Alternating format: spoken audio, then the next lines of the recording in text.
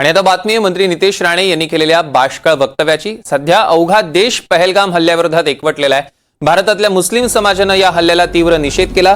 काश्मीरी मुस्लिमांनी महाराष्ट्रासह भारतातल्या पर्यटकांचा जीव वाचवल्याच्या घटनाही आपल्या समोर आहेत। हल्ल्याच्या घटनेने देश सुन्न झालेला असताना मंत्री नितेश राणेंच्या विषारी वक्तव्याने पुन्हा एकदा वातावरण खराब होण्याची शक्यता आहे। ते धर्म विचारून गोळ्या घालतात तर आपणही धर्म विचारूनच दुकानातनं सामान विकत घ्यावं असं वक्तव्य नितेश राणेंनी केलंय।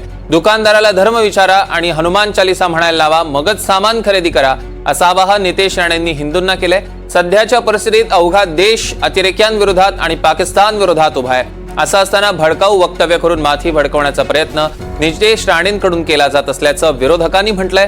त्यामुळे मुख्यमंत्री फडणवीसांनी नितेश राणेंना दिलेली तंबी राणेंनी उडवून लावली की मुख्यमंत्र्यांचा त्यांच्या मंत्र्यावर वचकच राहिला नाही असे सवाल उपस्थित होत आहेत।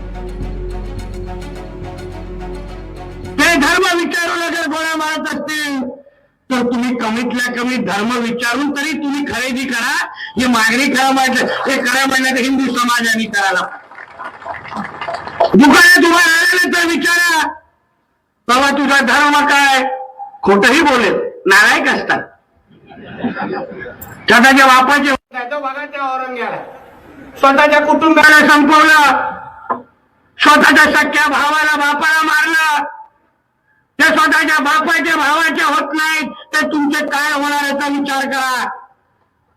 म्हणून व्यवहार आणि खरेदी करण्या अगोदर धर्म विचारा आणि मग हेही विचारा, धर्म हिंदू आहे ना, चल बोलून दाखव हनुमान चालीसा।